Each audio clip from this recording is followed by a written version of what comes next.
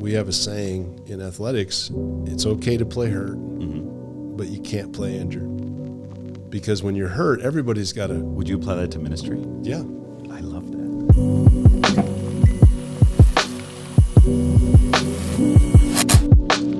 Hey guys, welcome back to another episode of the Iris Global Green Room. I'm here today.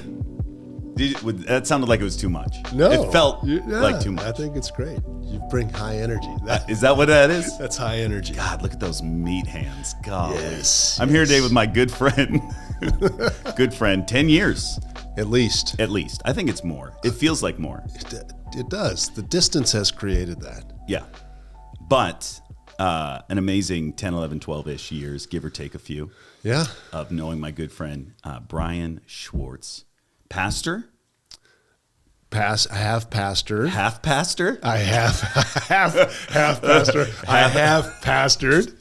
You full pastored. I full pastored. But you've been in ministry for most of your life. Since 01. Yeah. And then even when I was playing football, I mean... I was waiting for you to drop that little nugget. And gosh, we couldn't even go... Even when I was playing in the NFL. Okay. But even then, our ministry was awesome. It was awesome about helping us. Can we just do a side-by-side for everybody? Yes. Look at that. Yes. What a freak. I forgot about how You're dainty your Amish. little hands are. They are. I have small hands. Have those ever worked? Nope. No? Barely. It's hard to grab things. That's why I two-hand this. I still have nasty calluses. They're huge. Okay, so NFL. So, but the ministry you're a part of, they were all about reaching into our community, starting in our locker room. Yep. And so that's where I got the hunger and thirst to just impact. Come on. Help people. Well, we want to hear about it. Yeah.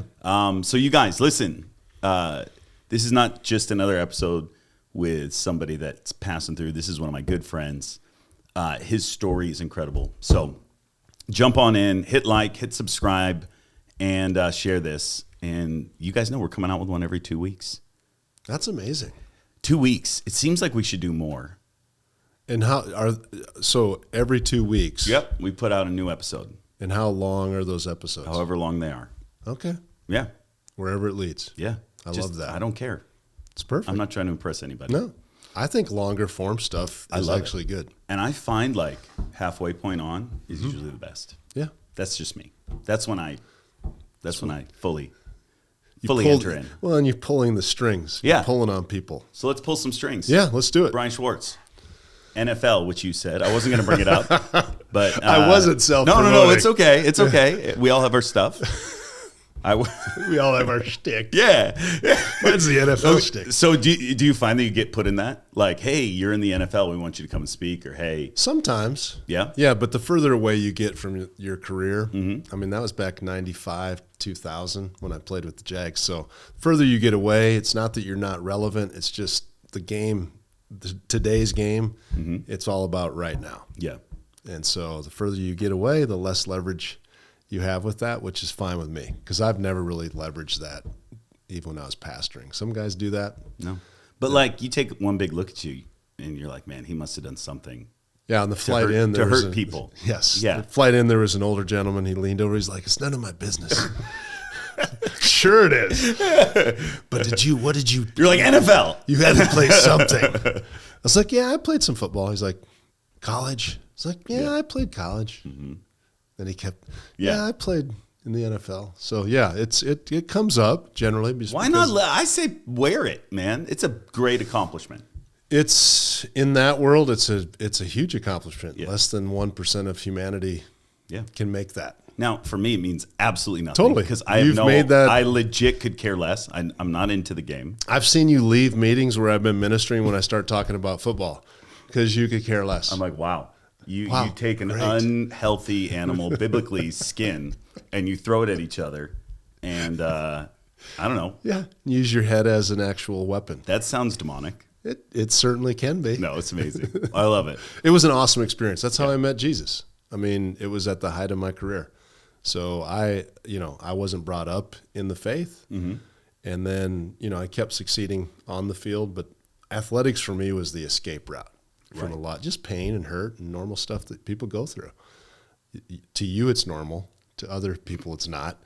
And so that was my escape. Both my brother and I. And so... Did he play in the NFL? No, he did not. No. But he was older than me, really good athlete, played college basketball, played a little bit in the pros, like overseas. Yeah. And so, I kind of, that was my sanctuary. That's where I fit. How is that as a family where you have like two athletes, one goes to the biggest stage in the world, the other one doesn't? Did you ever... He was really great about it. Even though he's my older brother, he always pulled me up. Yep. And so I got to play with him in high school. He was a senior. I was a freshman. Yep. Got to play football and basketball with him. So that was cool. And then he was always very supportive. Mm-hmm. If he was struggling with it, I never saw it, never felt it. Yeah. He was a good big brother. I love that. Yeah. Parents, were they saved or no? So my mom died several years ago, okay. But before she did, her and my dad definitely gave their hearts to the Lord. He's still alive. And still lives in South Dakota, man. Really? Yeah, we grew up in South Dakota. So you're South Dakota. South Dakota. Dakota. Yeah. So you betcha. Look at those things. God, those mitts. Put them down. They're scaring me. I'll put them under the table. You're South Dakota. Yep. Just grew up eating corn. What was that like? Lots of corn, lots of beef. I grew up on a dairy farm. Okay. So when we wanted to eat, you just go out and take care of an animal. And your father's like, haul it in on your back, you mule, you big pack mule. There were seasons where we were mules. On dairy farms, it's a hard life, man. It's a lot of hauling bales, feed, 5-gallon feed buckets, and then going out at 3 a.m. My dad would wake us up in the wintertime, and your cows are calving. Like there's some stuff I've blocked out. Did you like it? Looking back, yeah. I didn't like it when I was living it, but looking back, it was so formative, man. All the grit, all the hard work, watching my dad provide for a family. You don't value that stuff when you're a kid, but my dad and my mom, they both worked their tails off. Do you find yourself like wanting to buy a cow every so often? Because here's the thing. Yeah. Like my dad owned a wood shop. I find myself like looking at bandsaws. Don't need a bandsaw. Don't want a bandsaw. Yeah. But like, I'm like, man, I should probably get a bandsaw. Yeah, of course. Right? Like, do you find yourself... Not necessarily getting a cow, but the idea of some land. Yeah. And having a farm. Dairy farming, we had a few crops, but it was mostly dealing with livestock. So the thought of that, I just know how hard the work is. Right. And so to try to make it, but I'd love to pass that on to my kids. Mm-hmm. Fortunately, I was able to pass on, both Diane and I, to our boys that are now athletes, my daughters. They all know how to work hard. Yeah. They all know how to grind. Yeah. And they also love Jesus, which is the ultimate. And I've watched, so over the 10 years that I have known you, I've watched your kids. That was one of the things that impressed me the most about you and your wife and your kids was your family life. All of your kids walked with the Lord. All of them showed massive respect. It was the way that you raised your family was just totally different. We have a bird in our chimney. Yeah. So if you pick that up, a little chirp. Yeah. I want everybody to know they're okay. They just like to sit up top and belt their little songs down. Makes perfect sense. Yeah. So if you pick that up, they don't sound tortured at all. No, they're just up there. They do this out of spite. Yeah. Yeah. At least they're not mockingbirds. No, they're not. But they are pretty annoying. How many kids? Seven kids. 7, 3 girls and 4 boys. Okay. Still, I have 2 boys still left in the house. Technically, my second son Grady just graduated, heading off to the University of Tampa, playing basketball. Man, he's like 6'8". My goodness. Yeah. My goodness. Yeah. 6'8". And how much does that boy weigh? He's probably 210. So God. Yeah, so he's lean. He's and lean. Tall. He's built like a basketball player. Then my oldest son, he's playing football at the University of Minnesota. Yeah, he's built like a football player. He literally looks exactly like you. We're very similar in body type. Yeah, you are. Yeah. He's a machine. He works hard. Yeah. Yeah. And so he's with Minnesota right now. His goal is? He wants to play at the highest level. And is there a team you would like to see him get on? It doesn't. Really? Nah. It doesn't matter? He's not going to have much of a choice. The way football works, you either get drafted or a team looks at you and they sign you as a free agent. So he could have his team. I could have my desire for that team. Yeah. As a little kid, I loved the San Diego Chargers. Okay. But it was the Jacksonville Jaguars that drafted me. Yeah. So, you know. So I know nothing about football, but I do know that you were a second round pick. Second round pick. So there's 7 rounds in the NFL draft. Okay. I was the 64th pick. So that year I was the 64th guy in all the nation to get selected. And when that call came in, were you walking with the Lord? I was not. You were not. No. I was lost as could be. Okay. But like I said, at the height of my career, so the Lord really used football for me to he ordered, looking back, all the people that he utilized to get me to this position. Right. Where I had favor. Yeah. I just had favor with certain coaches, certain scouts. I went to a Division II school. So I don't know what that is. That means Division I football, Yep. like SEC, different conferences. Yeah. Division I football, they're more likely to make it to the NFL, but even then it's still less than 1%. Okay. So now Division II football, that's a whole level down. And so you barely get looks. And so somehow I had the favor of a scout that came through after my junior year, going in my senior year. Yeah. They take you through all these tests, vertical jump, 40-yard dash, all these physical tests, and then you take what's called the Wonderlic test, which is your Say that again? Wonderlic. Lick, not look. Lick. Okay. Wunderlich. Wunderlich. It's Wunderlich, okay. yeah. Yep. So it's a mental examination, if you Really? will. Oh, yeah. So I did well on all those, surprisingly. They test your mental capabilities? Yeah, your ability to it's not just like an IQ test. It's also how it shows if you're being persistent. Will you follow through? Can you solve problems? That, and then the physical side. So I did well. He gave me a really high grade, which means of all the middle linebackers, I was a middle linebacker. I know you don't know what that. It's you play a football. I play and in the football. I don't think you catch, and you know. No, I'm on defense. Okay. And so defense and offense. Offense is the team trying to advance the ball down the field. Defense, you're trying to stop them. I feel like people watching this just hate me right now. Don't hate him. Don't. You're busy. I'm unique. You're unique. Yeah. You were more of a dancer, shall we say. Yeah. No, I mean, I was the one that you would beat up in high school. You were the one that I would come to defend. Really? I would. I hated bullies. Really? Oh, yeah. So that's part of, God wired me a certain way to where I was always standing up for kids. Really? That were getting messed with. Would they want to become your friend after that? And then we were like, ugh. No, I was always very friendly. Really? With them, yes. I mean, that doesn't surprise me. You're a very friendly guy. No, it's something God put in me. I always, part of it was I was an underdog. Tell me. Well, I mean, I came from nowhere. In my world of professional sports, I came from a tiny little place in South Dakota, not a football mecca, go to a small school. Yeah. And then boom, somebody sees something in you probably couldn't see. That was Coach Tom Coughlin with the Jaguars. So that call came sitting, it was back in the 1900s. Yeah. When the phone was still attached to the wall. Yeah. So that's draft day. I remember that. So I'm sitting in a little 1-bedroom apartment with Diane, my wife, and we're waiting on a call that it was going to change our life. And so you wait. 64 picks later, the phone rings, and it's Coughlin. You pick that phone up, and Schwartz, you ready to be our middle linebacker? Yeah. Of course, absolutely. What do I need to do? I mean, that is a life-changing moment because that's something not only you work for, but it's something that is out of your control in the sense of ultimately they got to pick you. And so when I minister now, I have that context of what it looks like to be called and chosen. Jesus said, many are called, but few are chosen. Those that are chosen are the ones that say yes. Right. And I had to say yes, even though it was like a given. Yeah. I still had to say yes to that invitation. Right. And that invitation was into a world that was filled with lots of fame, lots of power, lots of money, but lots of pain. Yeah. And so after my rookie season is when pregnant with our first baby, first of 7, little Brinny. Still not saved. Not saved. Okay. Diane and I are struggling. I was a bad husband. I just didn't know what I was doing, dude. I'm 23, 24 years old. You don't know what you're doing. Right.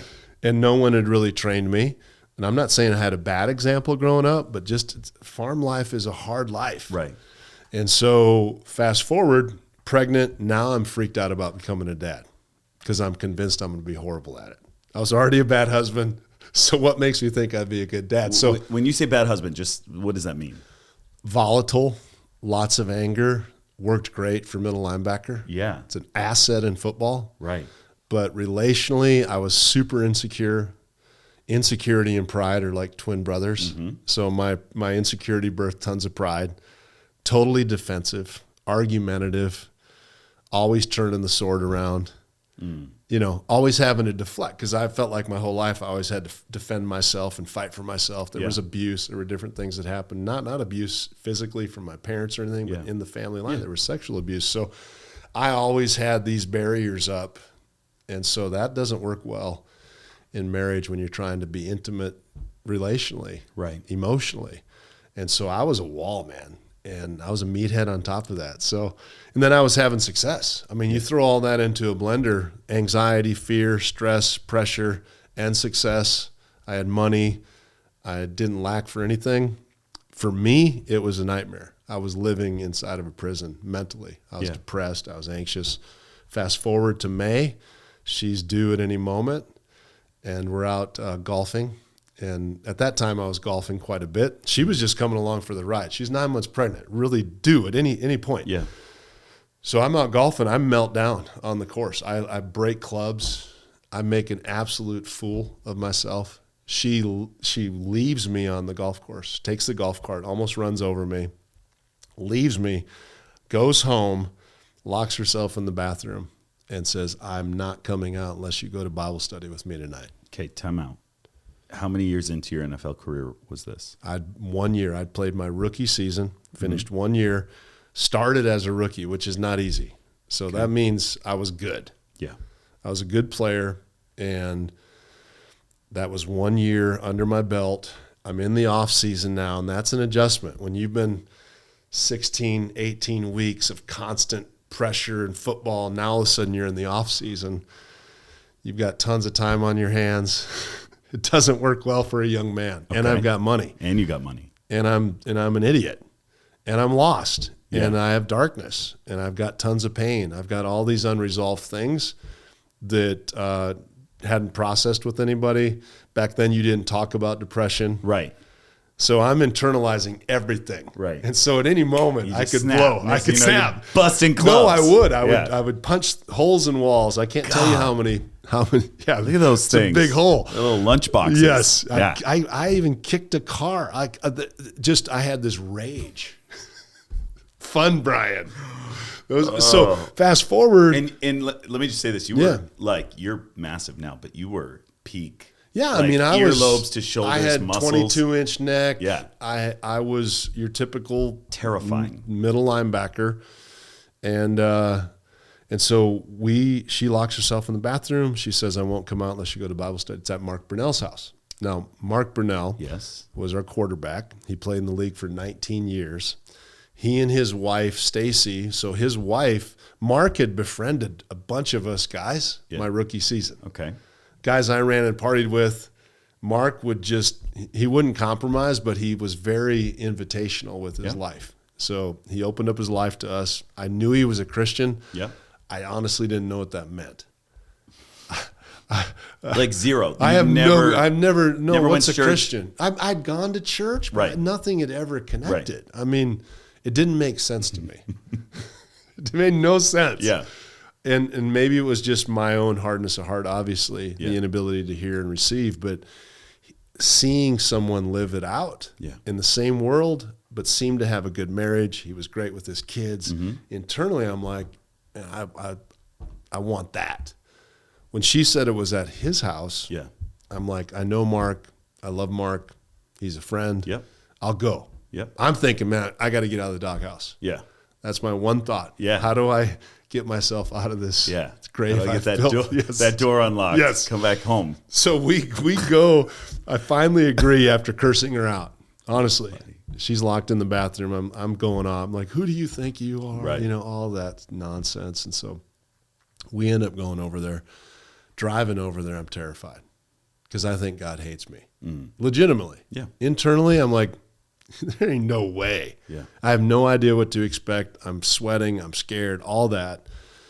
Pull up 5 of the guys I ran and partied with. Mm-hmm. They're all there with their wives and girlfriends. And so that was part of me just carnally. I was like, I know what we all do when we get together. Right. Bible study. Yeah. This might be my thing. Yeah. I know what we do. Come on. And so we go in there, and they all had, every wife and girlfriend, Mark's wife, had reached out to all of our wives. She got all of us there. And dude, they'd flown this guy in from Texas, and he preached the gospel. Do you remember who it was? Greg Ball. Greg Ball From Austin, Texas. Okay. I'd never heard anything like it. When he was preaching, it was like he knew Jesus. You know, it wasn't, you could tell. Yeah. Like he knew who he was talking about. Yeah. And the message he preached was out of Revelation 3, the hot, cold message. Yes. That was my first gospel message, dude. Okay. Because you're neither hot nor cold, but because you're lukewarm, I spit you out of my mouth. Yeah. And so I'm sitting there. I didn't understand the historic context. I didn't understand what I know now. I didn't understand about hot and cold and how there's healing, any of that. I didn't know geographically there were 2 streams that came in. Yeah. I didn't know any of that. All I heard was the lukewarm discuss God. Yeah. I can't imagine what that means for me. Right. Wow. So I'm sitting there deeply conflicted and convicted all at the same time, because I'm going, I ain't got a shot. Right. If the mediocre don't fit, right. In my world, it's all performance. Yeah. So you're hot. You don't perform, you're cut. Yeah. So I've got that whole lens of faith. That's my faith lens. If you perform well, you make it. If you don't, there's 5 guys just as good as you. You're out. And you perform well because you work. You work. It's merit. Right. It is total merit. And especially in the NFL, it is a different world. And you have to learn how to partner with pain. You know, that book I wrote, Worthy Opponents, it's that concept of like worthy opponents and pain are assets. So you learn how to do that. Right. But I'm sitting there as this young 24-year-old man in this living room with a wife that is probably terrified, about to have her first baby. I have no compassion. I have no sense of that. I have no understanding of what she's going through. I didn't even care. I was so self-absorbed, so insecure. You know, everybody throws out, narcissism, that term. I was all of that and more.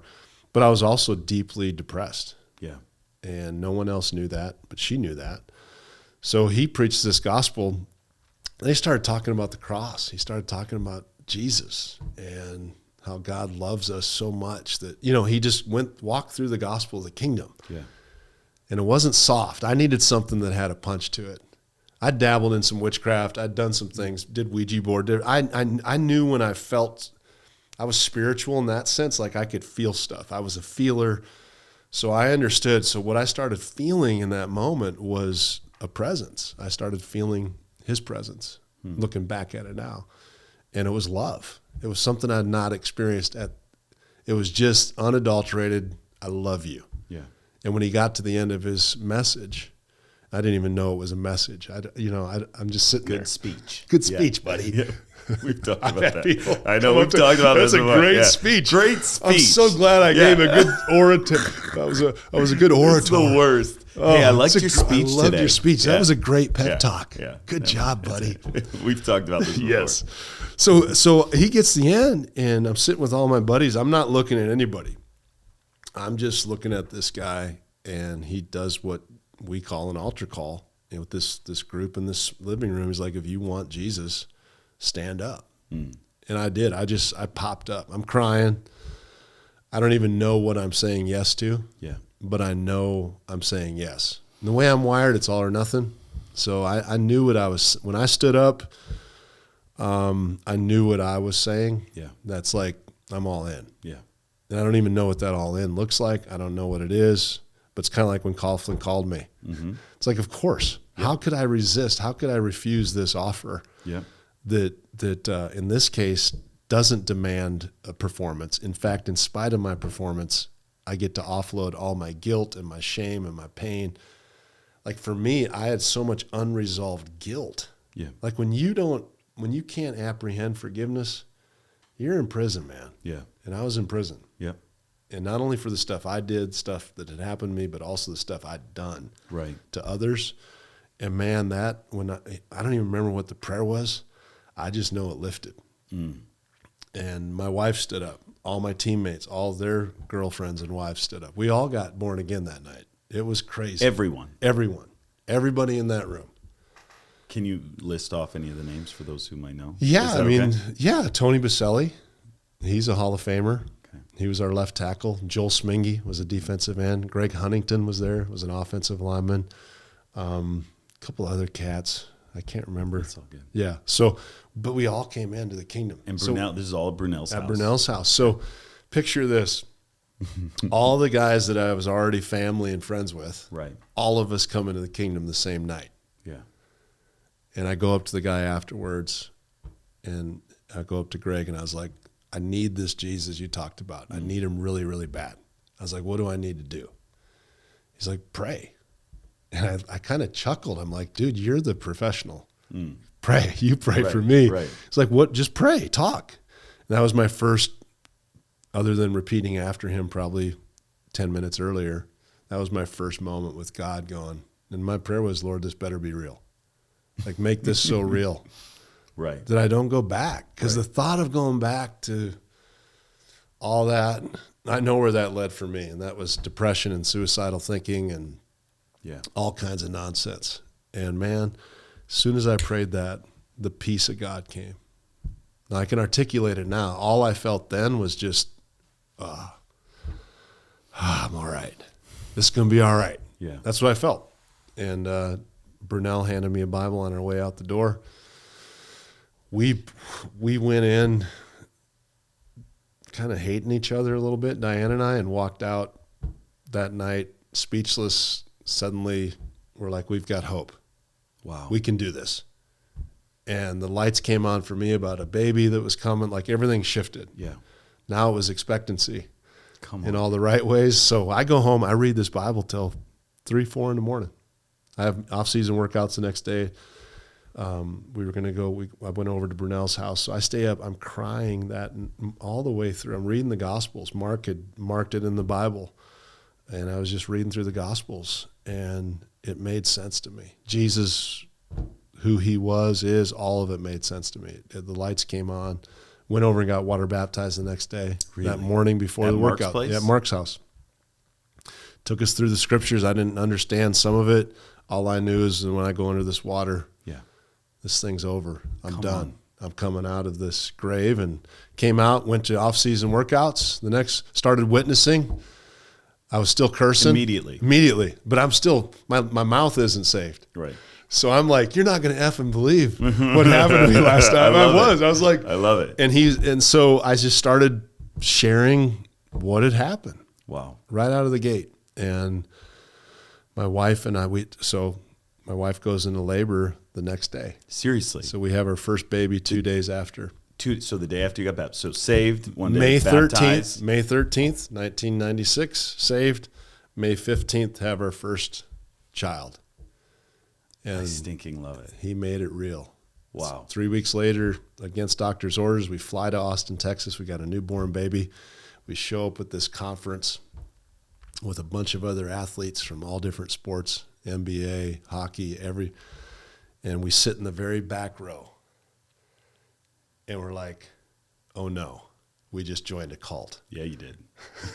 No, we did. Because everybody's lifting their hands. Right. And I'm sitting there going, I've never seen this. My wife was brought up Catholic. So that first night, there's this prophet named Jim LaFoon.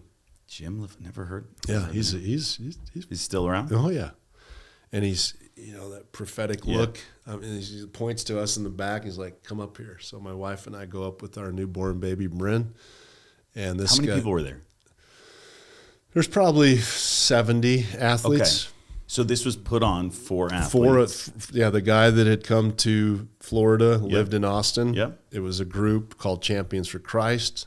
They were reaching college and professional athletes like crazy. Come on. And we were there just as a gathering. So he calls you guys up. Calls us up. That was the first prophetic words of knowledge and prophetic words that I'd ever heard. And it unlocked something in me. Like, I was like, this is undeniable. There's no way this cat could know this. Nobody knows this. He even prophesied back then about a unique church planting gift. And I'm like, church planting? Stop. So I'm sitting there. Right. But I've got those tapes, and looking back, like that was my first word, was some about, church planting. So I stayed, again, the way I'm wired, I stayed up all night listening to that prophetic word on that little cassette over and over and over. Wow. And then I woke up the next morning and I tried to hit play and it seemed like it was gone. And I was terrified. I went back up to Jim LaFoon the next day not knowing the protocol. I was like, can you redo that? Can you redo that thing you did last night? Yeah. It's like, that's not how it works. I'm like, okay. It was fine. But that was the launching point. It was the prophetic. It was obviously being born again and then activated through the prophetic.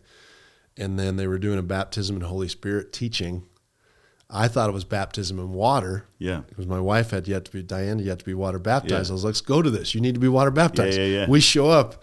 They're taking us through all the scriptures in Acts where they're prophesying, praying in tongues, and all these things are happening in the early church. And they're like, same thing. If you want this, come on up. We'll pray for you. And I'm like, absolutely. So we go up. Wow. There's a group of us. They lay hands on us. I feel the fire of God. I hear a phrase, I think from somebody else that was praying in tongues. Mm-hmm. I just started praying that. No one told you? No. It wasn't they weren't coaching me. They weren't rubbing my belly or moving my chin. Yeah. I just took that. I prayed it. I felt the power of God.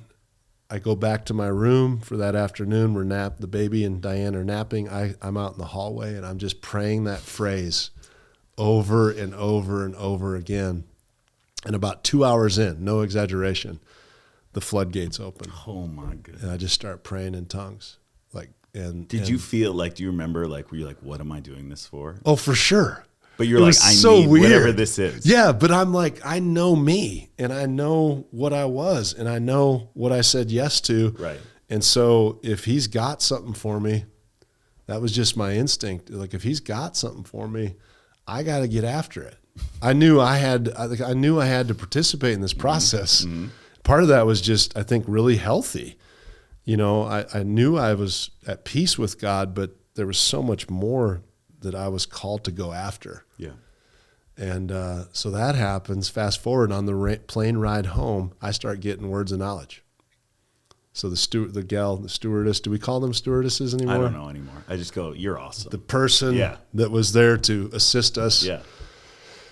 God gives me a word for her daughter. And I just share. And I don't have any lingo. This is a week? 3 weeks. 3 weeks. 3 weeks after being born again. And just reading my Bible. And so you give her the word. Give her the word. She starts crying. I'm like, this is pretty cool. I love, it was like, it was so natural. It wasn't fabricated. It was still me. I was like, you may think this sounds strange. Yeah.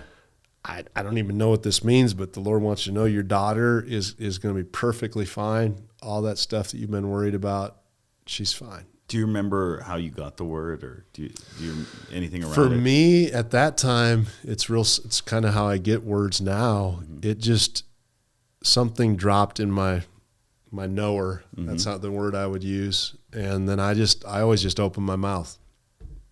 And I didn't have the scripture that said, open your mouth, he'll fill it. Right. But that's what was happening. Wow. So I would just I got this impression. And then I heard, but I didn't hear. You know what I mean? It was more like his thoughts were just my thoughts. Yeah. Some people hear, some people see. For me, I know when the Spirit hits, and I know that's my time to be ready. And so I didn't know that then. Yeah. And then next year, we get back 4 games in, I blow my ACL. Good. So I'm done. I'm shelved. So I've got everything. I'm shelved now. So my first major test. as it relates to my early walk with God was my career. And boy, that was a hard one because my career was everything. Right. Now I'm on the sideline. And that's part of, that whole worthy opponent thing is because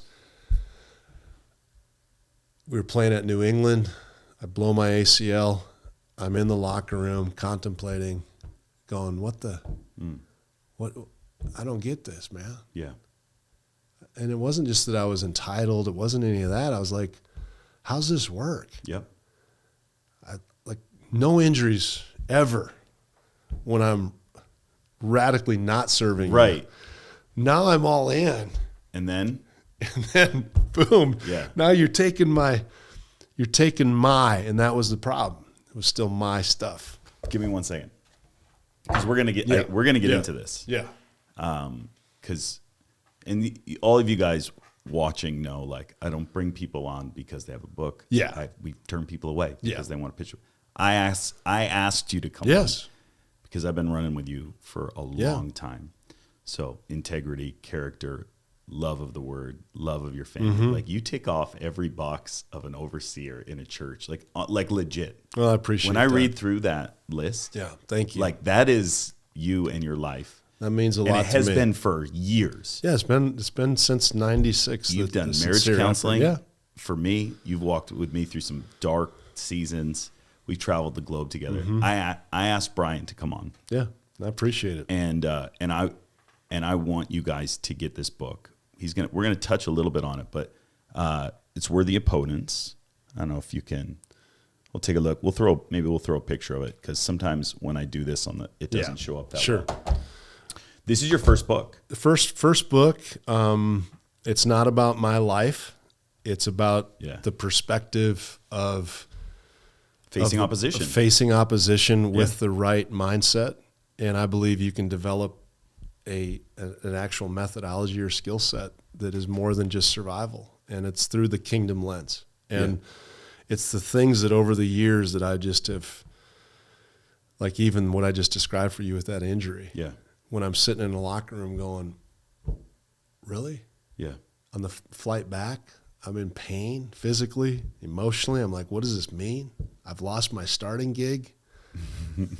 I seemingly was losing, but facing that opposition was one of the most defining moments, other than salvation. It was one of the most pivotal moments in my life because I now had time on my hands that I didn't have before, and yet all my buddies are on the field and I'm not. And so that was when I encountered the Holy Spirit. Somebody sent a book called They Shall Expel Demons by Derek Prince. Yes. So I don't even know who sent it. This book shows up. And I have no grid for demons or inner healing or any of that. I'm just happy to be saved. The group that had Champions for Christ, they had been pouring into my life. Once a week, we'd get on the phone. They were discipling us. They were pouring foundation into our lives. They taught me how to study the Word, all that. It's a little word of faith background a little bit. So I had some funky seasons with that. We all do. Come on. I was immature, and it worked great because formulas worked great for me back then. And so somebody sends this book, and Diane starts reading, and Derek Prince is describing his battle with depression. And she's like, hey, I think you've got this. Like, again, we're baby Christians. Right. She's like, I think this is what you have. Depression. Yep. Heaviness. He used the word heaviness a lot. And I was like, well, what's he say? So she begins to read. I was like, that's totally what I got. So even though I was saved, I still had these bouts where I'd wake up just heavy, man. Yeah. Eyes heavy, weights that aren't even there. I'm feeling those. And so I've got and so she's read. I was like, what does he say to do? And so she finds this prayer in there. And I was like, I said, pray for me. So she reads from the book and lays her hand on me, reads from the book and prays this prayer. And the power of God hit me, and it felt like an armor had just gotten yanked off of my whole body. It was like It was like if I was encased in an armor, and it went. I'm like, what was that? I have no language, no grid. I was like, give me the book. And so I went in my office and I just read through that book. And the next morning I woke up at 3 a.m., go into my office, and just like he'd done with depression, he showed me I had anger, murder, witchcraft, like several different things that I needed to deal with, that I didn't realize I had opened myself up to. And are you talking with these guys that are mentoring No. you and discipling you? This is just you and me your and the wife Lord. This and is a just book? the book and the Holy Spirit. And one by one, I went through this little process, and it was recognition, recognize, repent, renounce, and resist. 4 R's. The 4 R's. And I put that in the back of the book. It's, It's the renunciation part. I did realignment because most people don't. Renunciation is a unique term. Yeah. But I walked through that with each of these particular demons or entities, whatever you want to call them. And one by one, they left me. Okay, what would you say to someone who's listening to this, like, but you're saved, you're baptized in water, you're baptized by the Spirit. What are you talking about? Yeah. I had this. I'm sealed, right? This. Right. Yeah, I'm sealed. Yeah. I've been given the Holy Spirit, which is the guarantee of everything that's to come. He's living inside of you. He's inside of me. The Holy Spirit is the ultimate territorial spirit. Yeah. He has all of me, right? So I don't think for one second that these inferior entities, I'm not saying they weren't residing in me, but they definitely, their methodology, the mindset, they definitely had hooks in me. Yep. The terms I would use, I would still get controlled at times from something that felt very natural. Yeah. Because I'd walked with them for so long. So whether that was my own habits that allowed them access, or if it was my own rebellion, to me, it didn't matter. Right. I was just walking through a book. So what I would say to people is like, don't get thrown off by words like possession or oppression. Right. Just understand intuitively, like in real life, God's not mocked. Galatians chapter 6, whatever a man sows, it's not just talking about finances there. Whatever a man sows, he will reap. Yep.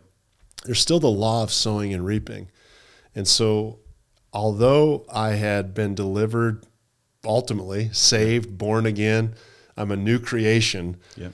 Old things had passed away, but now I was going through the process of what we would call sanctification, which is acknowledging what Christ had already done, applying that to my current reality, which is, okay, it's depression. Well, how do I repent of depression? I don't know. I acknowledged it. First of all, I recognized I had it. Yep. Then I was like, Lord, however this got in, whether through me or previous generations, I don't really care. Just forgive us. For me, I was like, just release us from the power of that. Because that was my whole thing, is like, I know the power of that. I saw my grandmother struggle with it. I saw my mom struggle with it. I know this is in my family. Would you just forgive whatever needs to be forgiven, forgive that. And then personally, I just renounce that. I come out of agreement that I made with that, because I'd made an agreement with depression. I'd made an agreement with anger. They offered me protection. They're real things. Yeah. So when you've lived with something that you've given access to you, then there's times that some things instantly flew off of me when I was born again. Yeah. But now these were deeper level things that I'd given my life to. Yeah. I'd formed habits with. Right. It stands to reason I've probably got to deal with that in a little more severe way. Yeah. And it's direct. And so that's what I did. I called upon the name of the Lord. I acknowledged what it was, one by one. Whether they came out of me or off of me, I don't really care. I just know I got set free. I love that. What I love is it's not formulaic, right? And just listening to you share your story, and some of this I've heard like little pieces, but this is the first time I've actually kind of heard a little bit more detail.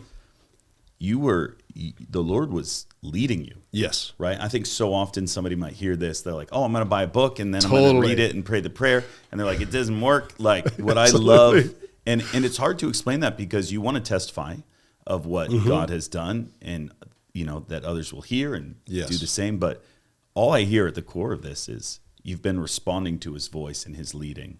That's it. This entire time. Yep. And I mean, just for me, I've done a lot of inner healing. I've done a lot of I've gone to the things, marriage isn't good, let's get rid of this. I've never left being like, whoa, everything changed. The times where I've had that is when the Lord's led me into a place. And sometimes it could be through someone praying for me. Sometimes it could be alone in my home. But I love that. I love it's that's what I emphasize in here, not just here, but I think God is just as glorified by our development as he is by us getting delivered. 100%. And it's the story. It's all the entirety of scriptures. It's development. So what led up to this moment was disappointment, hurt, pain.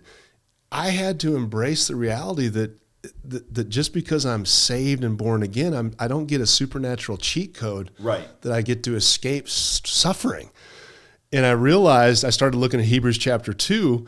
At the end of the chapter, it says Jesus himself had to be made like us in every way, but because he had to suffer as us, not just for us, but as one of us, so he could become a sympathetic and merciful high priest. And that's what I was experiencing, whether it was deliverance or inner healing, any of those moments, it's still the Father coming to a kid and going, okay, I'm here. Call upon my name. It wasn't a method, although there was methods involved. It was a heart.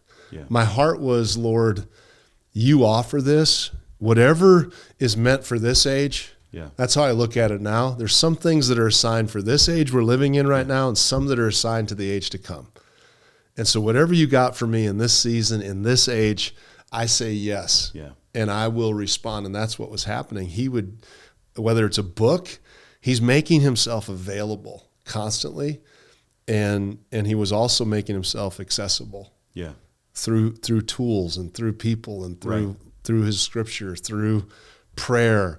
That's how we access, right? Yeah. We're still these humans that live in a terrestrial realm, and he is otherworldly. Yeah. And that's why Jesus had to come. The Spirit had to attach to a body and bring impact into humanity. That's what was happening. I was coming more and more into contact with the reality that greater is he who really is in me than he that's in this crazy world. Yeah. And sometimes that manifested as power. Sometimes it manifested as healing. Yep. Sometimes it was forgiveness. Sometimes it was just nothing, no voice, no nothing, just peace. Yeah. So amidst all the deliverance, I feel like those deliverance moments are just invitations into greater relationship. Yeah. I don't think it's the end all. I think it's the open door that allows you to be unshackled from things that were keeping you from your ability to draw near to him in a confident way. Yeah. Because we're supposed to draw near. Hebrews 4:16 says, draw near with boldness. Mm-hmm. That means freedom of speech and boldly to the throne of grace that you can receive mercy and find grace in your time of need. So that's what I think was happening throughout this and continues to happen when I put myself in a posture of surrender and yielding to a greater reality. That's what this is all about, is introducing people to not denying our own reality, but introducing them to a superior reality and how to look through that lens. And so that's what was happening. I would look in the mirror of God, the Word of God, the people in my life, and then I'd come from those moments and he'd give me this ability to see and look through a different lens. And that's what this thing to me is about, because now I can see differently. Yeah. I can see people differently. I can see problems differently. I can see my own issues differently in the right light. What was the hardest chapter for you to write? Do you remember? Was there one that you struggled over? Yeah, I struggled over all of them, to be honest with you, just because it's, I talked about right. I've got resizing Satan. Mm-hmm. That was kind of fun. Yeah. Just putting him in his proper perspective in place. And you had Dr. Michael Heiser in your life for a season. Yeah. Did he help shape that? As I was reading it. Yeah, obviously, I could taste a little obviously sprinkling. His influence when it comes to like the overall view of the kingdom and the cosmic supernatural worldview. And when you look at Satan and you look at, it's not a name, it's a job description. I love that. And you could pick, as I was reading through, I could. Yeah, there's of course, he left a major impartation in my life. Can you talk about that for a little bit? So let me see, for those of you who don't know, Are you okay with that? Oh yeah, of course. Dr. Michael Heiser is a world-renowned theologian, especially for his input into, it's a book he called The Unseen Realm. Yes. And it really was re-looking at the heavenly realms, Satan, the Watchers, angels, demons, all of it. And I don't know if he pioneered it, but he definitely put the lens on. He helped bring it into a wider swath of the culture. Yep. Definitely inside the church. And for me, and I had this conversation with Randy Clark, a lot of other leaders, it was the first scholarly work done on a lot of the supernatural realms. Like we've had a lot of unscholarly work or opinion or hey, I got this revelation and this is what I think it means.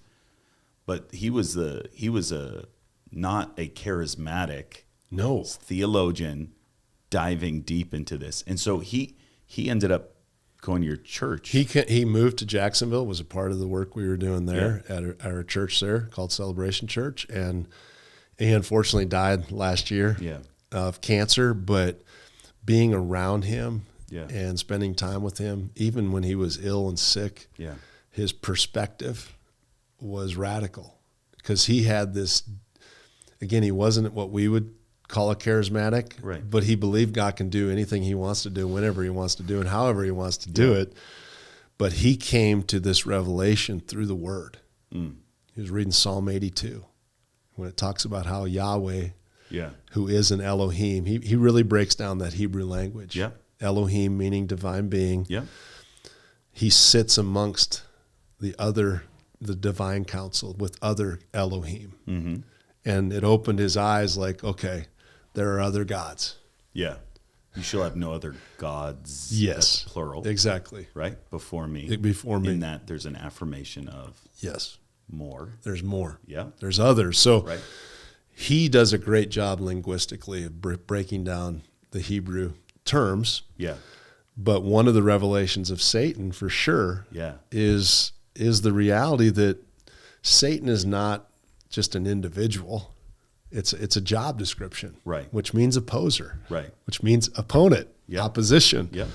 And so in the book of Job, it's Hasatan, in the book of Job, which means the Satan. The Satan, not Satan. So I think a lot of people get the image of a little red man, with horns. When you start understanding this, you start seeing the supremacy, of not just Christ, but his Father Yahweh. When you start seeing he is the Elohim of every Elohim, he is an Elohim like every other God, but no other God is like him. He is the creator God. And so when every other mythology or religion, they usually take these other Elohim and make them the hero and write the narrative of those heroes. We're the group that believes, the supremacy of our Elohim, Yahweh, the narrative, that is the correct narrative. And Heiser says this. He says, Christianity is a mythology. That's tough for some people to hear. It is. But he says the difference is we have a theology that backs our mythology. And we have thousands of years of records exactly as well. Exactly. So Unseen Realm, just because people are like, "Whoa, we're talking about Unseen stuff." Realm. Read the book. There's like an hour-long video on YouTube. He wrote a book, Supernatural, too. That's a little. It's not dumbed down, but it's a shorter version of the Unseen Realm. His Unseen Realm is more of the academic work. Supernatural is a great place for people to. And start. And you can find hours and hours and hours of his lectures on YouTube. That's where I've gotten most of my information. The hardest part, honestly, the most fun chapter was resizing Satan, because it's that whole revelation. Isaiah talks about it. We're going to one day look and go, is this the one that caused so much terror? But it comes in view of the supremacy. I talk about right-sizing God. Like, if you're going to resize the enemy, you better have a right-sized version of who the Father is. And those were fun chapters to write. Forgiveness chapter was hard The wilderness chapter was a little bit hard because as I'm going through it, I'm digging into my reality of, there's a lot of time spent in this wilderness. Yeah. Not everything's rainbows and unicorns, my friend. No. Most people live in the trenches, and most people live in struggle. But again, I don't deny our reality. That's kind of, I don't know what you would call that, when you try to deny your reality and add a formula to it to try to lying. I don't know. It's not reality. Well, it's funny. It's new agey. It can be that. It can be. How do you find the balance between, let's say, the word of faith, right? Mm-hmm. And everything has extremes, but I think in general there are really biblical foundations in all of it. Yeah. But the call those things that are not as though they are, right? How have you found the balance in that? Yeah. You don't want to. I've seen both when, I'll describe it, but when praying for people. Mm-hmm. I've prayed for terminally ill people that have had cancer, and within a short time they get healed. Yep. And then I've also prayed for people with terminal cancer. Yeah. And like, I'll give you an example. One lady, she started to get better and better, but then I got another email that she was tanking. But every time I pray, I'm always asking, Lord, what am I aiming for? What do you want me to go after? First time I prayed for her, he's like, go after healing. Second time he said, I felt like he said, prepare her to meet me. Two really different mindsets going into it. For me, that was important. So I knew my assignment was not to just go after healing. My assignment was to make sure she's good and she's ready to meet the king, you know? And so I guess the balance for me is being led by the Spirit as well, not in a mystical way, but what do you want, Lord? What should I be aiming for here? I'm always aim for the highest, aim for the biggest. I feel like that's good. Speak to a mountain. Jesus said I can speak to mountains. Right. And they will move from here to there. Yep. If I got just this little mustard seed of faith, and then there's times he says, you try to speak to a mountain and nothing's moving. And so what do you do then? Well, do you give up? Do you back away? Or am I supposed to climb the mountain? Am I supposed to go around the mountain? For me, it's more about trying to be in tune with what he's after in this moment, because what I used to value as a young man of God, like I want the supernatural, man. Of course, I want to see people get set free, see instantaneously healed, and I've seen all of that. But what about those moments that I've seen in my own life when God didn't deliver, but he still delivered me through what we call sanctification or development? He still delivered me. It's one was developing the capacity to be able to carry. The other was breaking me through. Right. And there's a difference. So for me, I'm still going to call those things that be not as though they are, because his word gives me permission to do that. But if it doesn't happen, I'm also not going to throw that away. Just because something didn't move the way I wanted it to be moved. It just means I'm still got to continuously go after him in the midst of it. So I don't know if that it does. Your question. In my life personally, I've watched you do this I've watched you in ministry. You were chaplain of the Rockies, Colorado Rockies for a little while. You have navigated multiple streams really well. Yeah. Depends on what season you catch me at. But I know what you're saying. I've watched you for years. You don't just I bet I could throw you in almost any camp and you'd feel comfortable. It's usually, I can. Yeah. And part of that is just growing up how I grew up, and then walking in, it's kind of like Moses. I'm not comparing myself to Moses, but he grew up in the palace. Yeah. And then he was on the backside shepherding. Yeah. And then he became, he had these different phases that he went through that he could stand before a Pharaoh. Yeah. With boldness, because he knew who was backing him, the Elohim of all Elohim. Yeah. And that's kind of how I feel in any circumstance. I ask the Lord, put me into any lineup. Yeah. Because it's not because of something special with me. It's just I've had these experiences that have enabled me access points in different places. Yeah. That it's my obligation to represent him well there. Yeah. How have you navigated the favor of like having an international national platform that came with the NFL and all the people that wanted something from you? Because you have navigated multiple streams. How have you navigated that of like, oh, hey, come, we want to take ownership of you. Like, come, like we want you to be our mouthpiece. How have you navigated that? That has to be hard. It's hard. And I've learned some tough lessons. Well, can you share some of that? Yeah. So whether it's football, whether it's ministry, whether it's like tomorrow, I'm going to be speaking to a bunch of businessmen. Mm-hmm. Whatever group that is, I understand the reality of hunger and thirst, right? There's a sincere hunger and thirst most times. And so that's awesome because it pulls on the best of you, pulls the spirit part of you, you know, the anointing on you. I've also seen where leaders will look at a guy that has leadership, has a skill, has communication skills, has some charisma, has God's favor, even though they maybe don't articulate that. I've seen them also be able to go, I'm going to use you. Right. I'm going to bring you into my orbit, and I'm going to strip mine you, kind of. Right. I've seen that too. But they're probably just like wooing you in. Yeah, it sounds great. And I've had multiple moments like that. But I always say this, it takes two to participate in a dysfunctional system. So even though they may have a gifting that could be used and manipulated at times, I have a responsibility to discern that too. You mean you're not a victim of their... I can be. Yeah. If I choose to be. Listen, I chose to be, I've had multiple experiences with great leaders. Can you share any of them? You don't have to do names. Yeah, I can share... so I came alongside, it was a very spirit-led thing, came alongside of a high-level leader in the mega church world. And that was a new experience for me. How old are you? Not that long ago, so I'm going to... Okay. Yeah.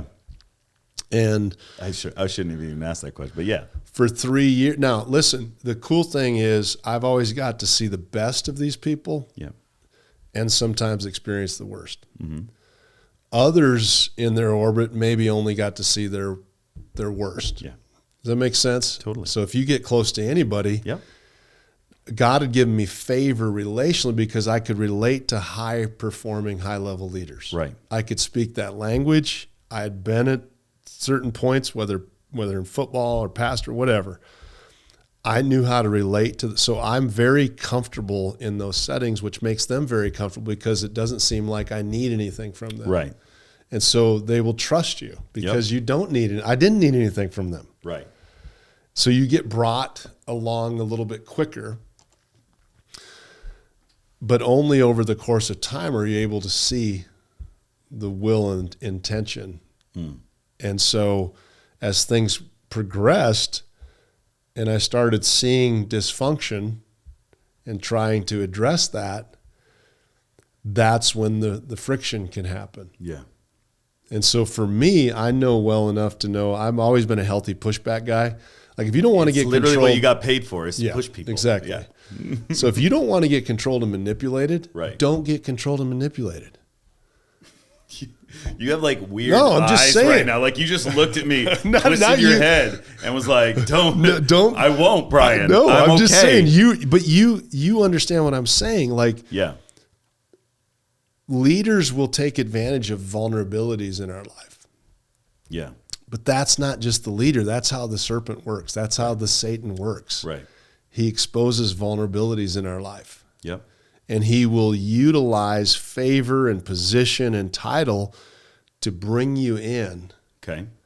At times. Yep. And so we have to be constantly aware of this is more than just a natural thing. This is spiritual. So do you tackle that aspect of like, hey, some of the opposition, I mean, I know you do, but some of the opposition that you're facing is choices. Absolutely. How would you help someone navigate what is your choice? And because listen, in ministry, we deal with everything. And there's people that I want to sit down and just be like, you are screwing up your life. Yes. Because of all of your horrible choices. Yes. This is not the enemy. How do you navigate that with people? Delicately, because most people, especially in the spiritual context, most people some people can be immature in how they approach the Father. Right. There is a sense of entitlement at times. And so walking someone through, I call it the superpower of spirit-led self-awareness, helping them walk through coming to the place. That's why I do a lot of mentoring and coaching, because I ask tons of questions. So I'll just sit and ask a bunch of good questions to where they're having to like answer. Now all of a sudden the Spirit reveals, this is because of that choice you made. Right. This is because of that decision you made. So my process with helping people is usually asking a bunch of questions, versus when I was preaching, I was offering my thoughts on a subject or the scriptures or whatever. Coaching and mentoring is different. I'm trying to partner with them to let the Holy Spirit pull out of them what they need to see, hear, and know. Because if they don't come to a point of self-awareness, they can't own it. Right. And most people are not, in certain circles preaching, they're not usually led to a point of maybe a self-awareness of their dysfunction or their bad choices. Why do you think that is? Because that's what a lot of us call is opposition, that is against us. Yeah. I don't know the percentage, but I think it's more our own junk than it is like the hordes of enemy coming after us. Let's just look at this logically. Go for it. This is how powerless the enemy is. And don't hear something I'm not saying. We've got a worthy opponent, and a bunch of them. Paul speaks in Ephesians 6, rulers, authorities, powers, and dominions. Yep.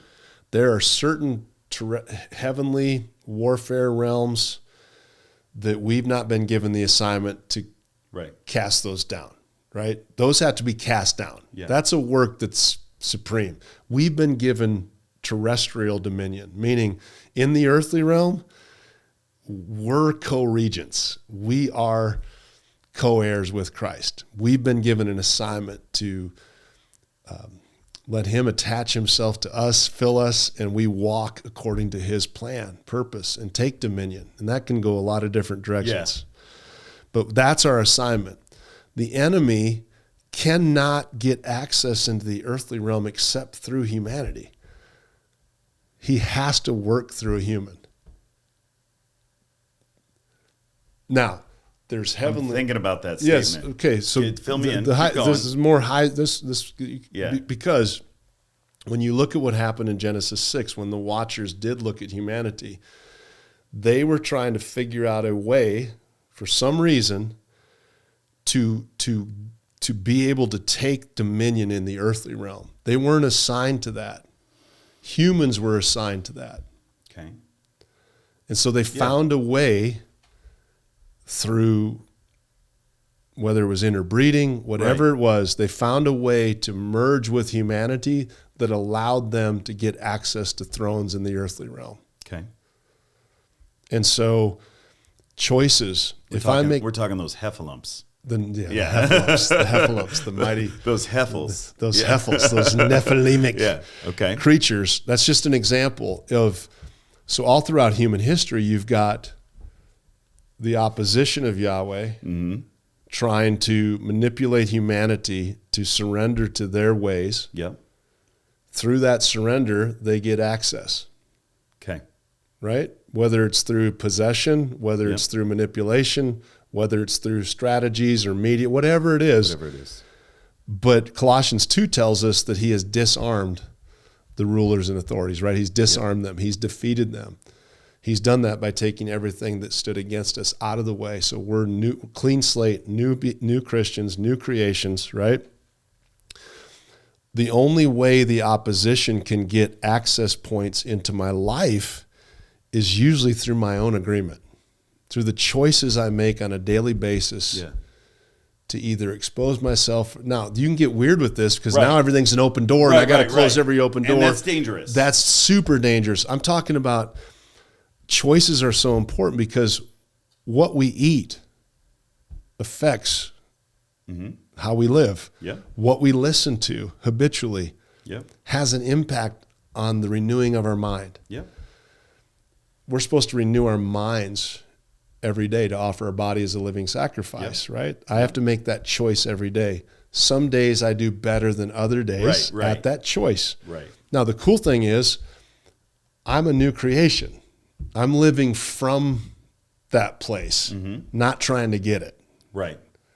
That's a big starting point. Yep. That's huge. Okay. So the choice I make to participate in something of the inferior realm doesn't necessarily mean I'm going to get attacked by a demon, Right. but over the course of time, if you keep submitting to that world system, you will reap what you sow, regardless of if you're saved or born again. Right. You're going to reap. And God, I think God's judgment many times with Christians is he lets the natural process of reaping and sowing take place in our lives. So we come to this point of awareness to go, uh-oh, I did this. I've been living like this. Yeah. What is it? As a cloud without rain is as a man who boasts of gifts never given. Yeah. Right. And I think in that, from time to time, people need to ask the question, am I a cloud without rain? Right. Yeah. And what's wrong with letting the Holy Spirit? Right. We're kind of frail in this hour. We need to let the Holy Spirit reveal where we're out of alignment. Right. That, to me, that's a daily process. Yeah. Like, Lord, show me your ways that I might know you better. That's a cry that Moses had, but then also give me your Spirit so that when I am being tempted, I can overcome that temptation. Like the Lord's Prayer is a perfect prayer. Yeah. That's why I pray it all the time, because you're asking for his kingdom and you're asking for the power through our own will to establish his will. You're asking for daily bread to deal with today's troubles. And then right after that, you're asking for forgiveness that is part of that bread. And then right after that, you're asking him to deliver you from temptation, because you know that can lead to evil. It's this synchronization of what Paul said in Philippians 2, work out your salvation that's already been worked out for you. Right. He's not saying that, but that's what it is. Work out your salvation that you already possess. Work from that place, for it is him who's willing and working in you to do his good pleasure. And so our choices, when sincerely trying to be under the jurisdiction of the kingdom way and the leading of the Spirit, we're going to have some misses with that. But I know he sees my effort and doesn't go, just that a boy. I know he's willing and working in me his good pleasure. And so when I give my best sincere attempt, there's fruit that comes from that. But when I'm not, there's fruit that comes from that. When I am, there's fruit that comes with that. When I'm not, there's fruit. And so I think we got to help Christians know that you could reap a harvest that is not of the Lord. The key is, what are you going to do when he shows you? Right. Because go ahead. No, how do you, in the middle of all of this, where do you put his sovereignty? Because you don't want to fight against. Right? What would be his plan and his will? How have you worked that out in your processing this? Like the sovereignty of the Lord versus you doing the things, asking the questions, and it's a great question. I think his sovereignty is, there's the decreed will of God, right? Like before any of us were ever around, he decreed, this is my desire for the world. This is my desire. This is my will. Right? And that's outside of us being good little boys or bad little girls, or it's not dependent upon anything we do or don't do. He will have his way. Then he gives us his desired will, which is clear in Scripture. 1 Thessalonians 4:3, this is the will of God, your sanctification. What's sanctification mean? To be set apart for holy purposes. So every day I wake up, this is how I train my boys now. Honestly, I've reduced I love it. I'm like, if you can become the type of man that the Bible speaks of doing the will of God. So every day wake up, the will of God is your sanctification. Then 1 Thessalonians 5, this is the will of God. Rejoice always, pray without ceasing, and be thankful in every circumstance. Come on. So how do I do that? Well, I rejoice, I pray, I'm grateful and thankful. Yeah. What does that make me? That makes me set apart. So your assignment while in the earthly realm is to be set apart for set apart purposes. How do I do that? I rejoice. I pray without ceasing. That's more than just a prayer. That's a mindset of Talk daily. about that. Because we say that a lot, but talk about that. What does that look like practically in for your me, life? practically, it's when I woke up this morning. It's this attitude. I'm always thinking. I'm grinding the gears in my brain. I'm going, Lord, watch over the kids while I'm going away. I'm in this awareness of my need of His sovereignty and His protection and His angelic. If He will charge His angels concerning us, I want to acknowledge that, and I also want to be prayerful and ask Him for that. I don't want to assume just because I'm His son that everything's going to go well. Right. Because I know Jesus said in Matthew 6, today has trouble. Yeah. So Lord, give the bread for today. So it's that mindset, and I try to do it throughout the day. I love that. Where it's like, okay, what do you want when I get off the plane? What are we after here? Right. What do you want to do when I get with Will later? What do we? No, I'm not even saying I get any answers. Right. It's you're meditating on Him and your walk in the Scripture. It's like you're. I hate this saying God conscious, but your mind and your heart are set on Him, not just what's in front of you. Yeah, I want Him to be. If I'm called to be sanctified, I want Him to Proverbs 3, 5 through 6. Yeah. Trust in the Lord with all your heart. Lean not on your own understanding. In all your ways acknowledge Him. I think it's the acknowledgement piece. Yeah. I'm acknowledging Him. I'm acknowledging my need of Him. The Lord's Prayer is beautiful because I'm acknowledging my first request is I want your name to be so awesome. And part of His name being expanded through the earth has nothing to do with me. It's His will that His name. Right. So I know that's going on, and I'm like, but I want to participate in that too. So Lord, what does that look like for me to let you have your name set apart over my family and my life? And for me, it's just the awareness that your name's above the Schwartz name. Your name is above the name of our ministry. Your name is above. But it's not just, and this is how I'm training some of the business people I'm working with, is like if they can walk into this awareness of this constant awareness, the attitude of prayer. I mean, when you were sharing your testimony, that's all that I heard is you were just like aware, like whatever the Lord wanted, we're going to go here. We want to get a word. I'm going to listen to that word until I think it's gone from the tape, and then I'm going to go after it. You've from day one, you've just been like, you said all in. It's all in, and when you're all in, I want to get to that point where His thoughts are my thoughts. Yeah, and I'm trying to get there. Yeah, and that's what I want my boys to get. You mentioned three things. What were they again? You were like, so sanctification. So rejoice always. Yep. Right.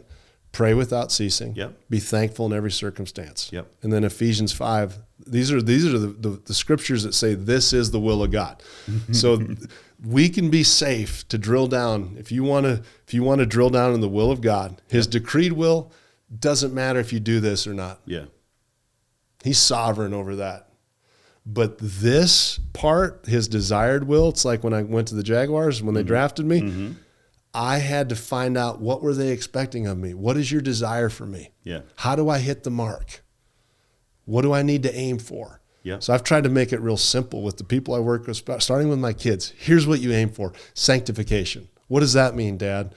It looks like this: waking up every day, being grateful and being joyful and rejoicing and having an attitude throughout the whole day of your dependency and need of Him. And then in every circumstance that you go through today, good, bad, or other, be thankful. Right. Guess what that's going to do for you? It's going to set you apart. Guess what the world needs? Somebody, I tell the lawyers I work with, I'm like, if you come in to your team and you're joyful and you are prayerful and you are thankful, you're going to be the most attractive boss and leader on the planet. That's true. You want to meet your future spouse? Yeah. You want to get hooked up? Yeah. And that's not a formula. This is drilling down into, this is His, so I can safely go after this. And then Ephesians 5 says, don't get drunk with wine. Yeah. Be filled with the Spirit. This is the will of God. Okay. He's not just talking about wine. He's talking about not coming under the stuff that can intoxicate you. Be filled with the Spirit. Yeah. Yield. Let the Holy Spirit possess you. Of course, when we're born again, he's in us. But I need him every day to come upon me. Mm-hmm. Otherwise, I'm just a normal dude. Yep. And that's fine too. He's totally cool if today I'm just a normal dude. Yep. Not joyful, not thankful.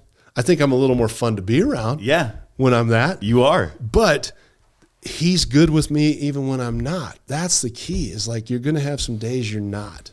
Mm. But I tell my boys, I'm like, if you are this kind of man, then pick a wife. Because you will be great, because he's right there alongside of you. Right.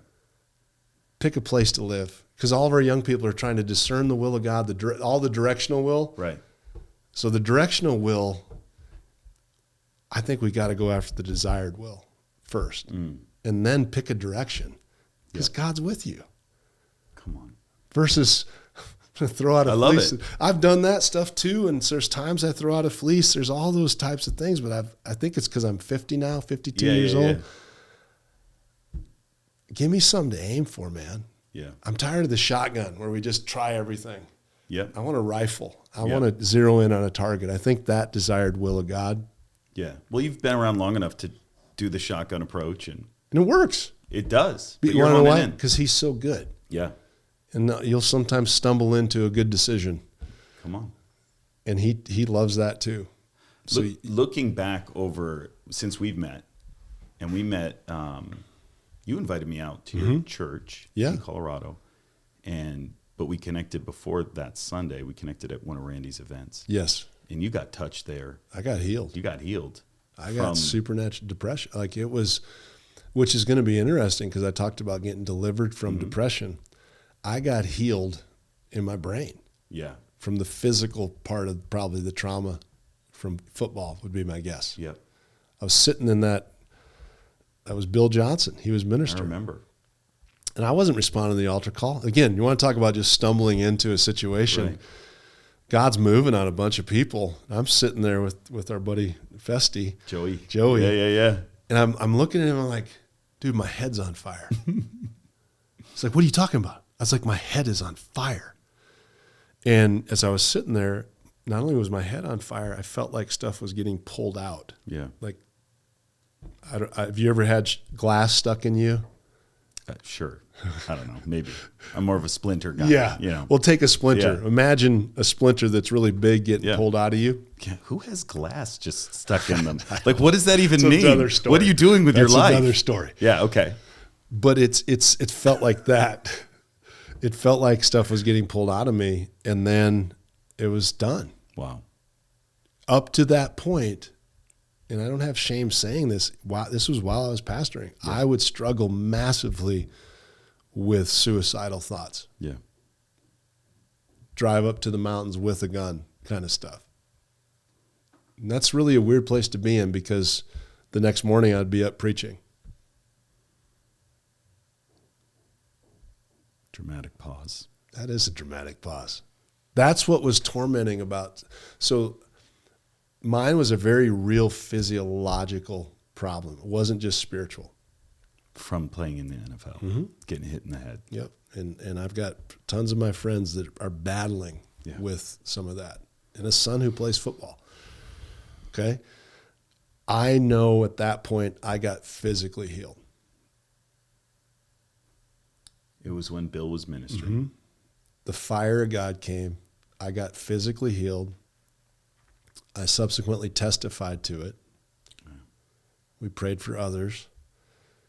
And then I started going out. When I would go out, I would just pray for that a lot for people, just to be healed of traumatic brain stuff.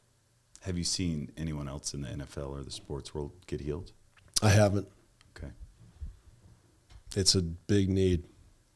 It is. It's a huge need. So how do you feel letting your son, and not that you let him, he's a grown man. Yeah.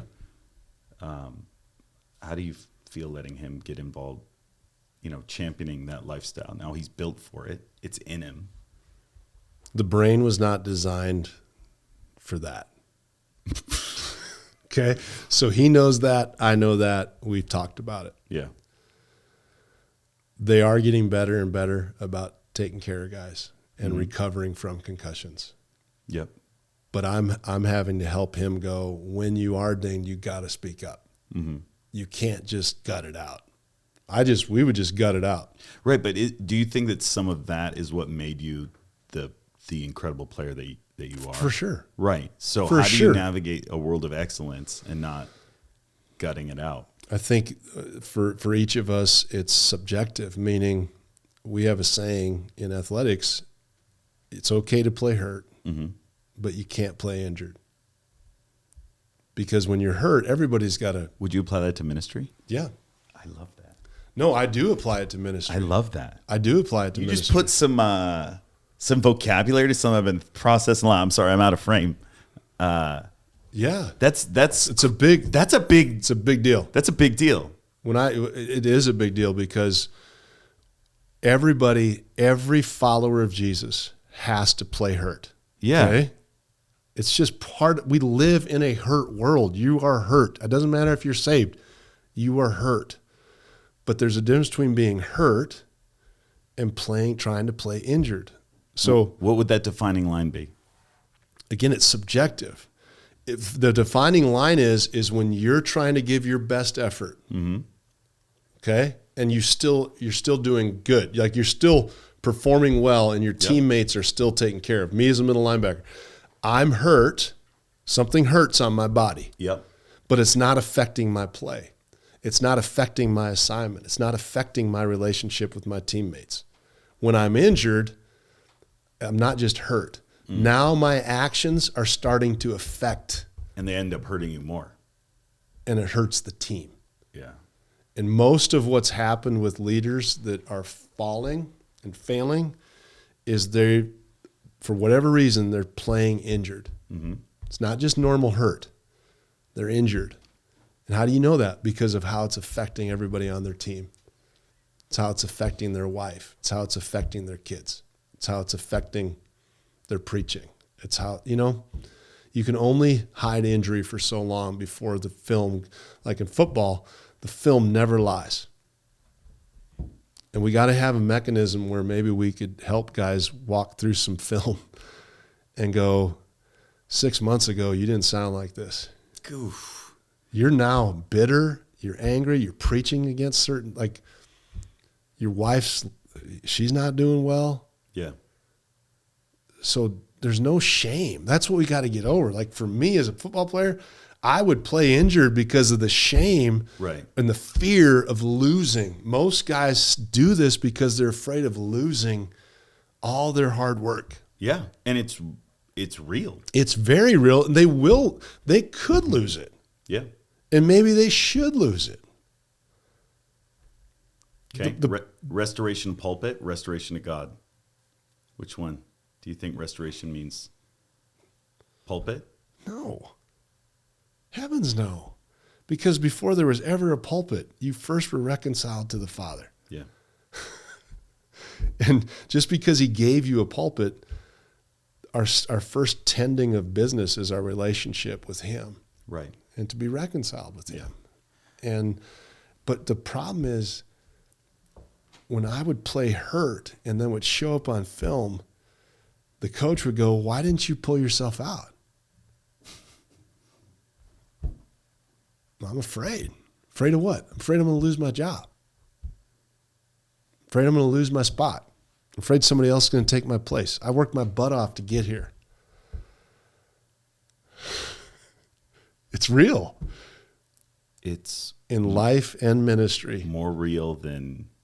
So what if we could do that? In all my years of having the conversations over pastors that have fallen, leaders that have fallen, that was the most articulate I've ever heard, like explanation I've ever heard outside of church. Oh, you're welcome. No, it was beautiful. I'm actually like thinking. I'm not joking. I would love, maybe we need to co-author something, because that's another book idea I have, is the difference between playing hurt and injured.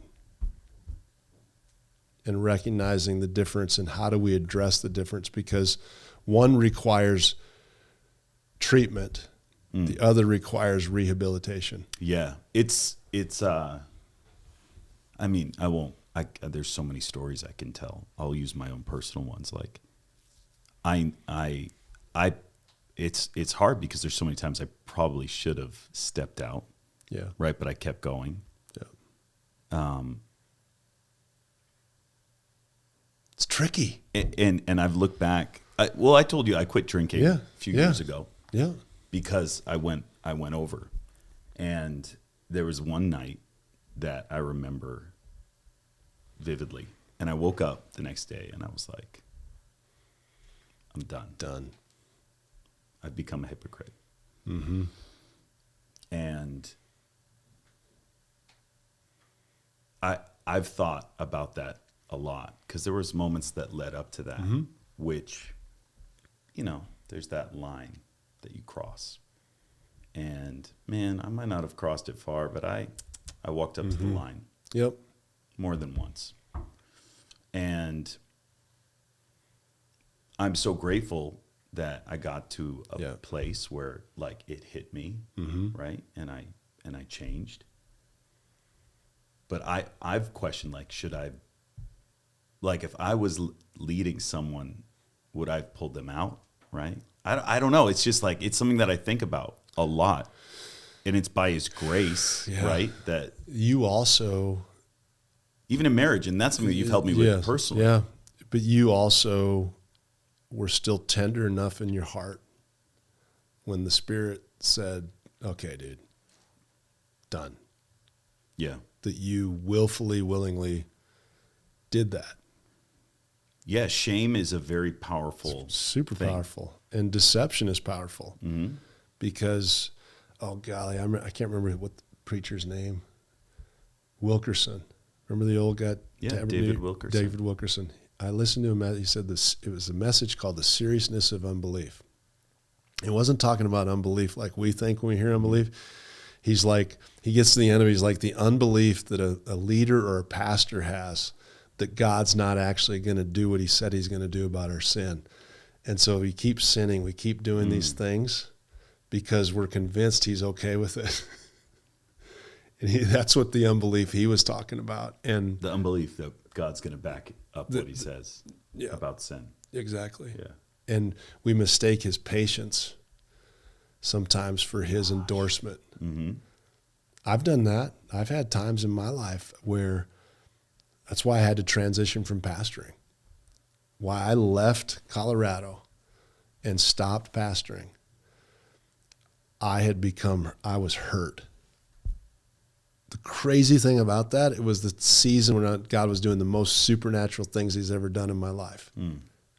That's what's tricky. One of the most powerful things I've ever seen was at your church. Yes. And honestly, that was in a season where I was hurt. Lots of different merging factors there. But one day I woke up and I knew I was hurt was when I was starting to travel a lot, sometimes with you, sometimes with other guys. Just two hurt dudes traveling Two the world. hurt dudes. By the way, world, you're welcome. But the cool thing is, even in the midst of that, I learned a valuable lesson too, that in spite of my brokenness, in spite of where I'm not and who I wasn't and how hurt I was, he sovereignly, supernaturally moved on people's lives because he's just that caring. Right. I don't think that's the best model. Yeah. Right? I agree. But it's also the reality that in spite of our shame and our dysfunction, our habitual issues and our hurt and our pain, he will still move in spite of us. I just don't want him to move in spite of me. I want him to move when I'm in synchronization with him. Right. And there's a difference. Yeah.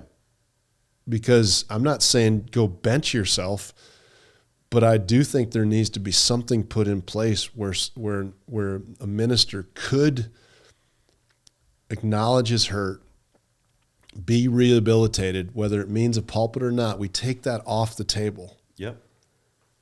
And we talk about reconciliation in his primary relationship, starting with the Father, and help him be rehabilitated, not just treated. Because most of what happens when people are hurt, you get treatment. Like during the year, dude, I couldn't take a week off if my left calf was a little strained. Right.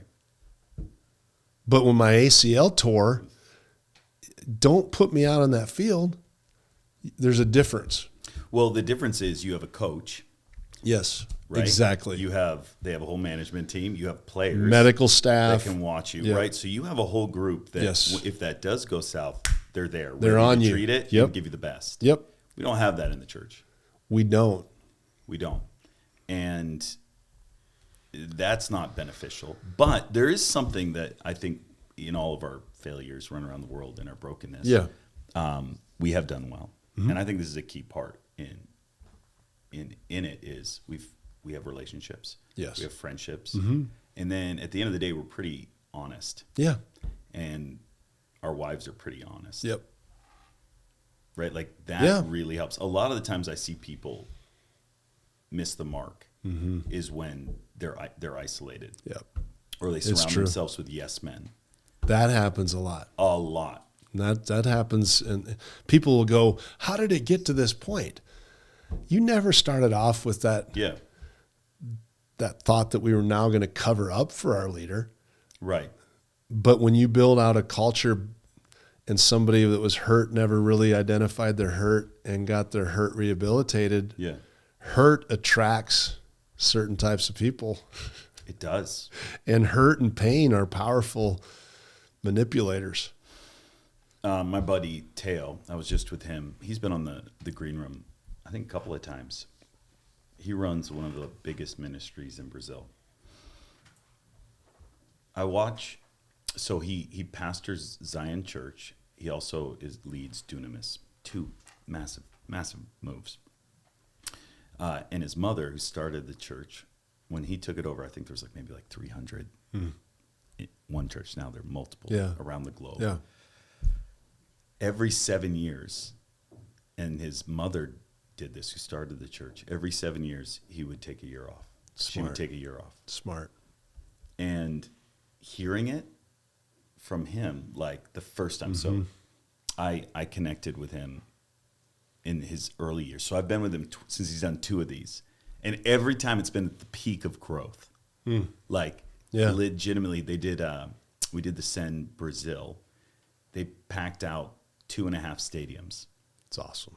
Right? Yeah. Did a simultaneous, I think it was 170,000 people came. He entered into his year of rest, 2 or 3 weeks after that. Which is insanity, because it is the biggest peak of growth. Exactly. The president came to the Send. They sold out Morumbi Stadium faster than anything in the history of the stadium, faster than Michael Jackson. And so there has to also be a humility to go, I'm walking away, sowing in my family. One thing that I've watched in him, and he's one leader that I admire so much about, is the ability to be strategic about not just building, but strategic about the long race. Yeah. And when you surround yourself with fathers and mothers in the faith that have lived it and walked it, they're like, you have to do this. Yes. Yep. Every 7 years. And you'll actually grow faster if you do this. Yeah. And I've watched him do that. It's amazing. It's amazing the fruit that's come from those seasons. So forced rest is important. It's important. But forced rest, and then taking care of yourself physiologically. Studying the moves of God. I took a season where I studied some of the different revivals, and there were usually a few things that led to the downfall of each of those after 3 years, and a big part of it was the physiological side of it. Yeah, not taking care of themselves, theological squirreliness, right? But then also just the relational part of it. Yeah, you can become an isolation, become an island. Yeah, and that's a scary and lonely place to be, because you're convinced nobody else knows what you're going through. Right. They don't understand. It's just not true. No. It's just a lie. And then what a cool thing for them to be able to see. You want to talk about sovereignty, to see God himself build and grow the church and just be faithful with the assignment. If we just were faithful with the assignment that he gave us and not try to be everything to everyone all the time, there'd be a lot more rest. I look at Jesus. I talked about in the book, The Wilderness, how Jesus would, whether you're assigned to the wilderness, like after his baptism, like he was assigned to the wilderness. Yeah. Or whether you every day are taking time to go to that place, that wilderness. Or God draws you out in the wilderness, like in Hosea, it says, I'm going to bring my bride out to the wilderness. I'm just going to speak kindly to her. I'm just going to love her and take care of her. Where it was a valley of Achan, the sin of Achan, that place historically was a place of cursing. He said, I'm going to bring her out and I'm going to speak tenderly to her. Right. I'm going to redeem that. And so whatever that wilderness is, there has to be that intentional recalibration with the Father. Yeah. The stuff we used to do when we didn't have pulpits and ministries and mentoring and coach, whatever. The stuff we just used to do because it was nice to do. Right. Just stay hungry. Just stay hungry. Somebody sends you a book and suddenly you got demons coming out of you. Yeah. It was putting myself in a position to receive. One thing that just hit me as we're talking, David in Psalm 23, we love that. The Lord is my shepherd. Yeah.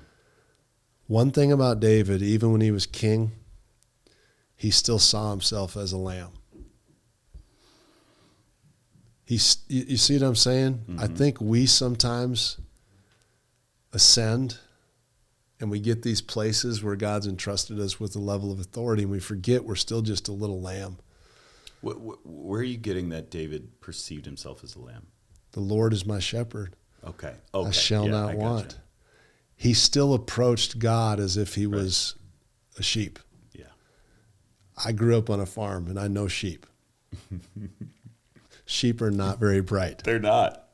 Sheep, if you let them out, they have no sense of direction. No. They don't know how to return home. And so whenever a sheep would get out, it was just a matter of time. Yeah. You knew they were going to get hit by a truck or devoured by a predator. And David, you look at all of his wilderness journeys, like some of his greatest works, Psalms, and those moments where him continuously he put himself in a position where he was still a lamb. He was still a sheep. Yeah. And I think that's hard when you become a leader. It is. To put yourself in the place of like, he makes you lie. Sometimes he makes you lie down in green pastures. Right. Sometimes, but if you're not letting him lead you beside quiet waters, that requires us positioning ourselves in a posture and a mindset where we're letting him do that. Yeah. Sometimes he goes, no, you need to lay down, dude. I'm not letting you preach. It's hard. It's very brutal. Hard. It is. So I have one more question for you. You coach people. Yes. Yeah? Yeah, mentor. I use the word mentor more than coach now. Do me. Right now. What would you do? What would you sit down and ask me? Come on, do me. Do me. Bryan, you're a pro. Step up. It's the middle linebacker time when you get hiked the ball and you punt it. No, I'm just kidding. I don't know anything about football. Right? Well, if you were sitting down with me, what would you do? What would you do? Oh, I'm putting you on the spot. I love it. Knowing the season you're going into. Yeah. What questions would you ask me? One of the questions I would ask is, why do you want to do it? What is your motive for doing this next? And I'm not going to reveal what it is. My question would be, why? Why do you, don't just give me, well, the Lord's leading.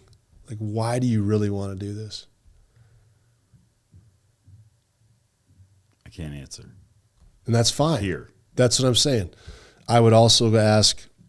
Yeah, what else? Why are you going to make it so personal? No, I'm just kidding. Yeah. What else? I would also ask, okay, as you approach this, what does your wife think about it? Where's she at with all this? Yeah. And why do you think she's there? And then what do your kids think about this? I would ask a lot of those questions, because for me, the value system of the kingdom is if I'm moving forward in my calling, I'm also called to make sure that my first priority, my wife and my kids, are also able to, I'm helping them move forward. Mm-hmm. So I would start with some of that for sure. I would ask questions dealing with motive, the why questions. I would ask a lot of those. Mm-hmm.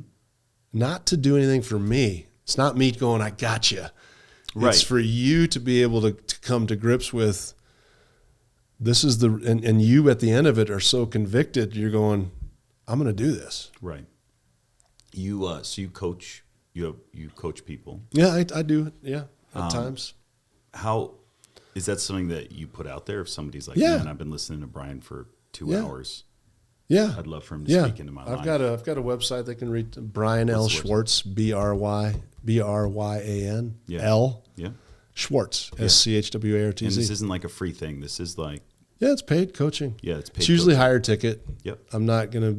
No, I love it. I usually you get what you pay for. You get what you pay for, and I know what I bring to the table. It's not a traditional coaching.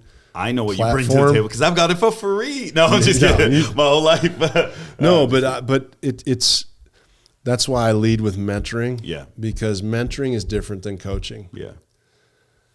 I will coach at times, but honestly, if you were answering honestly and sincerely, yeah, it's mirror. I use the terms mirror, lens, map. Mm-hmm. If we can look in the mirror of the Word, the mirror of our relationships, the mirror of our family, we usually get a good reflection of who we are. We'll see where we're lined up and where we're not lined up. Yeah. That's super healthy. Yeah. Helping people come to that place, because if you have self-awareness, you can own it. Mm-hmm. And if you can own it, you can change it. So there's a lot of people that are going to see this just to save you time. Yeah. Who would you say don't start coaching with me unless, or don't start mentoring with me unless? Or would you just say no, I wouldn't. I would go through a list. Number one, I would tell them, if we're going to do this, it has to hurt you financially. Why? Because if it doesn't cost you something, you're not going to be all in. Free events. You always had the worst turnout. Just look at Promise Keepers. Yep. I mean, it sounds weird, but because they were putting so I would say that, like, we would agree to a term and a time frame that actually hurts you enough to make your wife would go, yeah, that would keep them motivated. Yeah. Because if you're not motivated, the way I coach won't work, because I'm not a program. Mm-hmm. I'm not going to give you your little homework.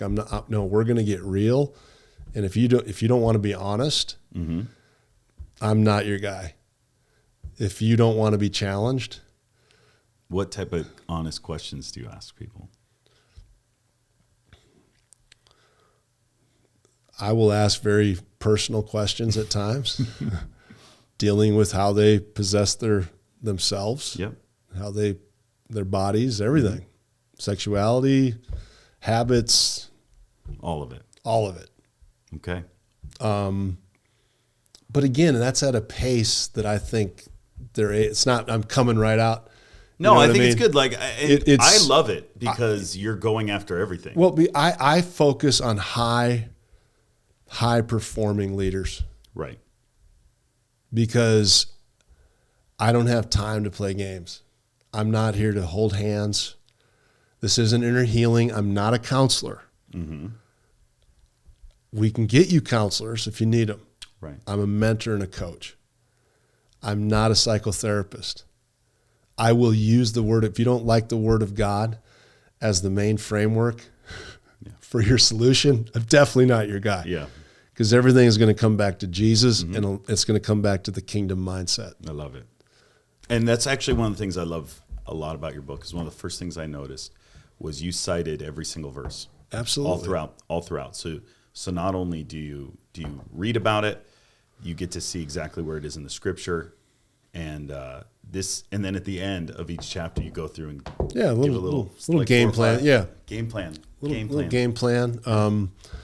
But yeah, I appreciate, that. I think it's usually high performers that love pressure, because I want to help people face pressure and reframe pressure, because pressure is an awesome privilege. Yeah.